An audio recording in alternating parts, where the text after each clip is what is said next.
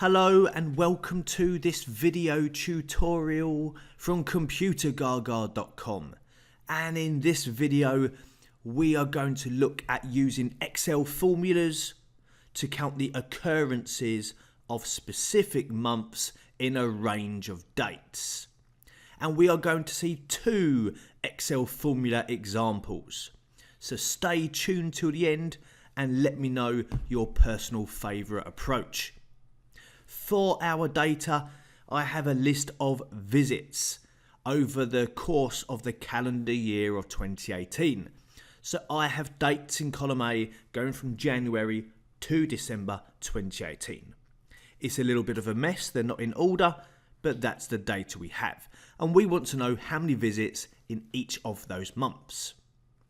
Now in columns D and E, I'm going to build a little summary table for those months. And for example number 1, I'm going to use the COUNTIFS function.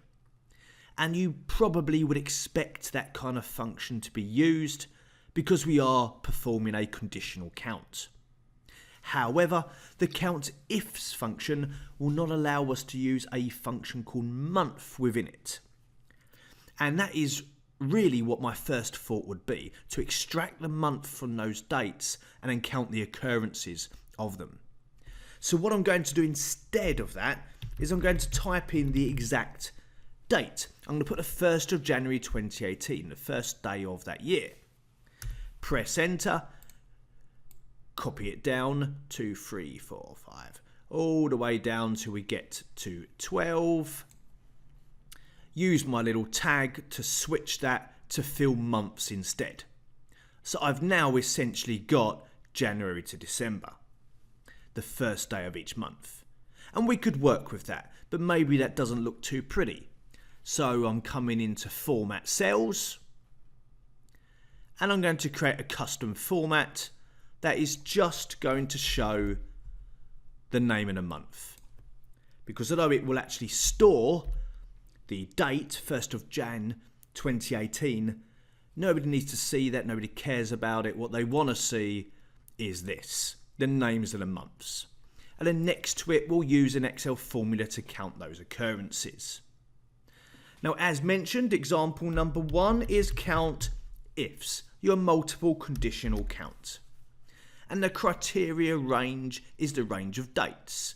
So cell A2, select into the bottom, which is row 108. And I'll make that range absolute.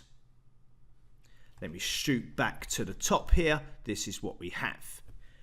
Comma, A2 to A108. Now the criteria range is going to be from the 1st of the month to the end of the month. How many days occurred between those two dates? So within some double quotes, I'm going to put the logical operators greater than or equal to, and then use my ampersand to concatenate onto that the date that we wrote in cell D2. Remember, the date is in there. It says January, but it contains the date. Comma. And then we hit it again.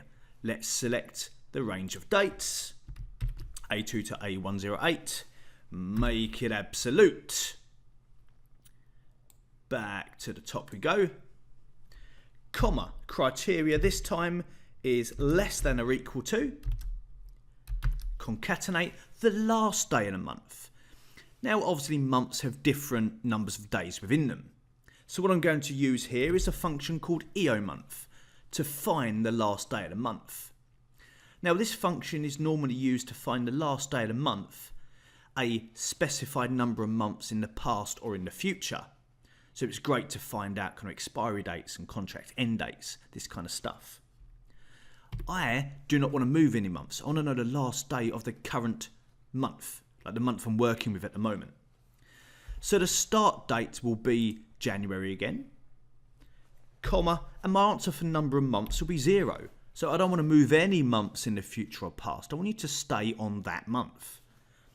Close bracket for EOMonth, close bracket for COUNTIFS. And here we have our first result. There's Excel formula number 1 using COUNTIFS. which would be people's initial approach. Their initial thought would be, let's do a COUNTIF or a COUNTIFS to count the occurrence of the months. But you'll soon notice that you'll need to work with either 2 dates or be able to get the month out somehow. Now that's a good example, but maybe you're thinking, you're looking at this formula, that's a lot of faff, having to put these dates in, format them as months, and then use the EO month function, etc. Is there a shorter, quicker way? Well, yes, I guess so. If we're sticking with Excel formulas, we could use a good friend of mine, SUMPRODUCT. Here's count 2. Let's copy that formatting over. That's going to bug me. And let's use a function called SUMPRODUCT. But hang on, Alan, it says sum. I don't want a sum, I want a count. Yes, it can count as well with what we are going to give it. SUMPRODUCT. Now we need to give it the criteria that we're working with. So I'm going to select the bunch of dates. That's all made absolute. But we want to know the month of those dates. So I'm going to wrap the month function around that range. Can we extract the month from those dates? Now SUMPRODUCT can work with arrays, so it's quite happy to accept this month function, whereas COUNTIFS would not. Now I want to know if that is equal to the month of the date in column D. So month, open bracket, date in column D, close bracket. Are those months the same? Close bracket, press enter, and I'm getting zeros. Now, we've extracted the month and we've managed to test it against the month in column D. But what we haven't done is given our formula something to count. Now, if I select just the expression part of this formula, not the sum product, just the expression, and on the formulas tab, if I press the calculate now button, that will show me the results of just that expression. And you can see 107 trues and falses for each date in column A. But because they're the words true and false, the SUMPRODUCT button cannot do its summing task. What we need is those trues and falses to be numbers. We need them to be a number 1 instead of a true and a false instead of a 0. There are actually 12 trues in that array, which will match the results we've got in column E. It's just not able to count or to sum them. So if I escape that formula and then go back into it, so I don't have my trues and falses there anymore, and we need to convert those into numbers. So I'm going to begin by putting some brackets around the expression part, that logical test, and then just before it, but inside SUMPRODUCT, let's look at 2 ways of converting them to numbers. Here's way number 1. I'm going to type in a 1 and put in a multiply.